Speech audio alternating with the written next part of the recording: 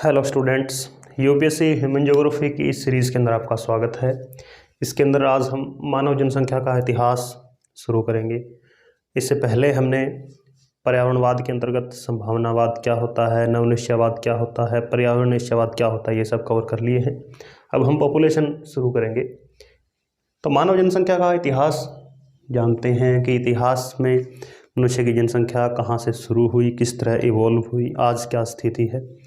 तो इस लेक्चर को हमने कई चरणों के अंदर बांटा है। पहले चरण के अंदर हम हिस्ट्री पढ़ेंगे ओनली। तो इसके अंदर हम शुरू करते हैं अंतर हिमकाल से, इंटरग्लेशियल पीरियड, जो कि 1.5 लाख से 50,000 वर्ष पूर्व, यानी इसी समय ऐसा संभावना है कि जो आधुनिक मानव है या बुद्धिमान जो मनुष्य सोच सकता था, उसकी शुरुआत हुई। और सबसे पहला जो होमो सैपियंस है वो अफ्रीका महाद्वीप के अंदर उसकी उत्पत्ति मानी जाती है, ऐसी संभावना है।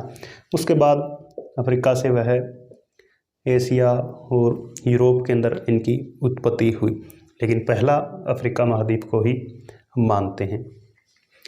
उसके बाद जो पूरा पाषाणकालीन मानव है, पैलियोलिथिक ह्यूमन है, यानी आग की खोज होने से पहले, तब क्या था, आखेट और संग्रहण उसके मुख्य कार्य थे। यानी पशुओं को मारकर खा लेता था या जंगलों से पौधे या फल कंदमूल एकत्रित कर लेता था। उस समय पूरे विश्व की जो जनसंख्या का औसत घनत्व है बहुत कम था। त्रिवार्था के अनुसार 3 व्यक्ति प्रति 100 वर्ग मील के अंदर आपको मिलेंगे। ऐसा अनुमान है कि पूरे विश्व के अंदर ही औसत घनत्व 3 व्यक्ति प्रति वर्ग मील, यानी बहुत बिखरी हुई जनसंख्या पाई जाती है। बहुत छोटे छोटे समुदाय थे, यानी 6 से 12 परिवारों का एक समुदाय उस समय बनता था और एक दूसरे के साथ कनेक्टिविटी नहीं थी, तो बहुत छोटे छोटे समुदाय पाए जाते हैं। कब तक? जब तक कि कृषि क्रांति शुरू नहीं हो गई, यानी आज से 8,000 से 10,000 वर्ष पहले कृषि का जो विकास हुआ, उसी के साथ जनसंख्या के अंदर वृद्धि देखने को मिली। उसी से तभी गांव भी बने, गांव की शुरुआत तभी हुई है और ये 8,000 से 10,000 वर्ष पूर्व पहले है। इसने जनसंख्या वृद्धि को विस्तार दिया है। इसके अंदर जो मनुष्य ने काम किए हैं वो पशुपालन और कृषि। पशुपालन और कृषि दोनों काम जब इकट्ठे हुए, तब जो अधिशेष उत्पादन है वह शुरू हो गया। यानी जितना एक परिवार को या एक गांव को चाहिए, उससे अधिक वह पैदा करने लगा। उससे क्या हुआ, अधिशेष उत्पादन को अब इसको बेचना पड़ेगा और दूसरी चीज़ें किसी और समुदाय के पास, किसी और गांव के पास हैं, वह लेनी पड़ेगी। इसलिए केंद्र बनाए गए जिन्हें कि बाजार कहा गया। हालांकि अभी तक मुद्रा का आविष्कार नहीं हुआ है, तो तब वो जो काम करते थे उसे विनिमय, वस्तु विनिमय कहा जाता है। यानी एक वस्तु के बदले दूसरी वस्तु का एक्सचेंज 8,000 से 10,000 वर्ष पहले शुरू हुआ। तो इन सब ने मिलकर कृषि क्रांति के अंदर कृषि क्रांति को बढ़ाया, जनसंख्या वृद्धि को बढ़ाया। इस समय जो पूरे विश्व का औसत जनघनत्व है वो 27 व्यक्ति पर 100 वर्ग मील, यानी अभी भी बहुत जनसंख्या तो बड़ी है, लेकिन बहुत कम दरें थी, जनसंख्या वृद्धि दर बहुत कम थी। 27 व्यक्ति औसत, यह भी त्रिवार्था के अनुसार है। त्रिवार्था की बुक्स के अंदर ऐसा लिखा है। उसके बाद लगभग 1650 तक जनसंख्या वृद्धि होती रही, क्योंकि अनेक महामारियां थी, उससे जनसंख्या में गिरावट भी आई, कहीं वृद्धि हुई। तो 1650 के बाद अचानक इनके अंदर विस्फोट देखने को मिला। क्यों मिला? क्योंकि 1650 के बाद एक नए युग की शुरुआत कही जा सकती है। उस नए युग के अंदर हमने जो तकनीकी ज्ञान है वह शुरू हुआ, विज्ञान का जन्म हुआ। तो विज्ञान ने क्या किया, अनेक महामारियों पर काबू पाया, या कहीं अकाल पड़ रहे हैं तो उन पर भी दूसरी जगहों पर हमने जो साधन हैं वो पहुंचाए हैं। परिवहन, इस समय भी परिवहन था,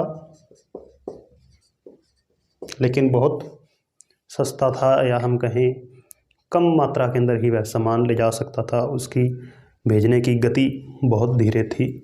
लेकिन नए युग के अंदर जो पूरा समीकरण ही बदल कर रख दिया है जनसंख्या का, और जनसंख्या के अंदर तेज़ वृद्धि देखने को मिली। तो इस 1650 इसके बाद में जो काम हुए हैं, कितनी जनसंख्या बढ़ी है, किस महाद्वीप के अंदर कितनी जनसंख्या है, ये हम बाद में इसको कवर करेंगे। अभी हम इसकी हिस्ट्री पढ़ रहे हैं। तो कृषि क्रांति तक जनसंख्या वृद्धि, औसत जनघनत्व 27 व्यक्ति। अब हम इसके अंदर दूसरा चरण शुरू करते हैं। दूसरा चरण क्या है, नगरीय जो सभ्यता विकसित हुई, यानी नगर जो बने। चरण 2 के अंदर नगरीय सभ्यता किस प्रकार विकसित हुई है। 5000 से 6000 वर्ष पूर्व नगरों का विकास शुरू हुआ था। जो नगरों का आधार था वो कृषि ही था, यानी उसका जो तकनीकी बेस है वो कृषि ही था। कृषि के आधार पर ही नगर बने हैं। विश्व के प्रथम नगरों की बात करें तो प्रथम नगर इराक के अंदर मेसोपोटामिया, यहाँ पर 2 मुख्य नदियाँ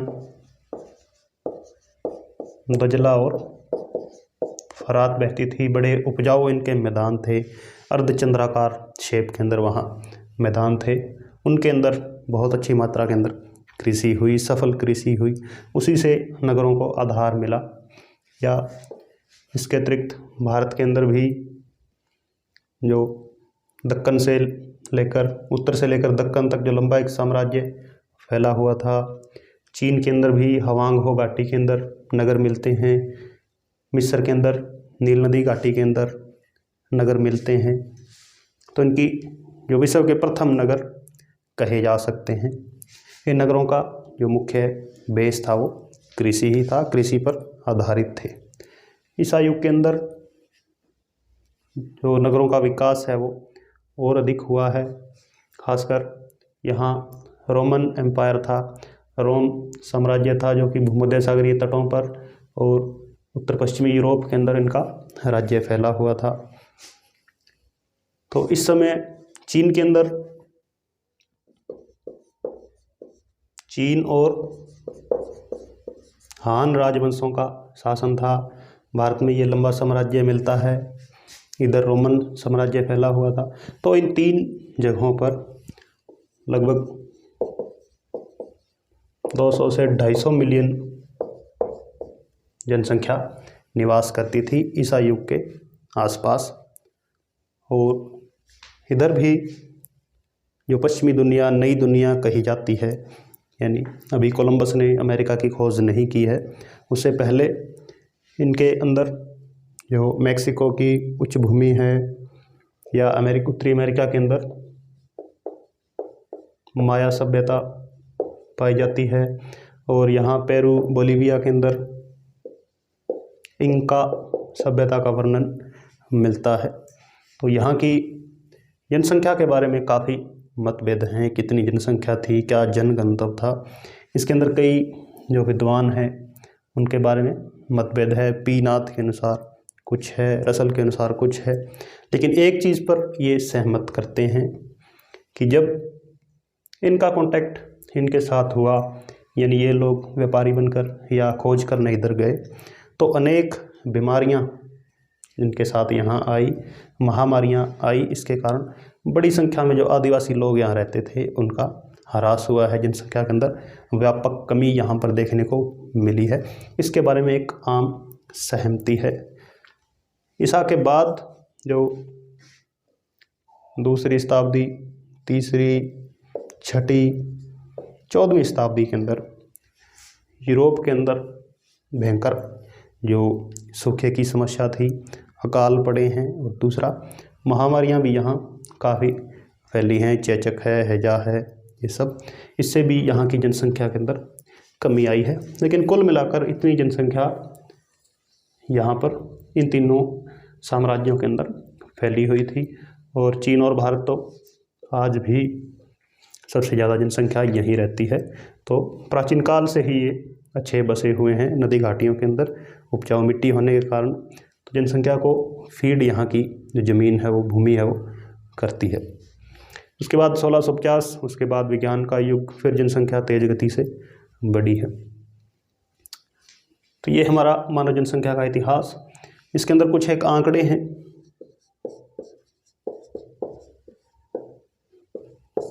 कि 1650 तक किस महाद्वीप में कितनी जनसंख्या थी, वो हम लिख लेते हैं। तो 1650 तक अफ्रीका के अंदर 100 मिलियन जनसंख्या निवास करती थी। उत्तरी अमेरिका के अंदर 1, लैटिन अमेरिका के अंदर 12, एशिया के अंदर 327, इसके अंदर रूस भी सम्मिलित है। यूरोप के अंदर 103 और ओशियानिया के अंदर मात्र 2 मिलियन जनसंख्या 1650 तक निवास करती है। तो आज के लेक्चर के अंदर हमने जो मानव जनसंख्या का इतिहास है वो देखा है। जनसंख्या की जो शुरुआत कहाँ से हुई, किन इलाकों के अंदर हुई, उसके बाद कृषि युग शुरू हुआ, वहाँ कब किन किन इलाकों के अंदर कितनी जनसंख्या थी, क्या जनगणना था, नगरों नगरीय सभ्यता हमने देखी, और 1650 तक क्या स्थिति है इसको हमने देख लिया है। तो 1650 के बाद हम एक और लेक्चर के अंदर कवर करेंगे।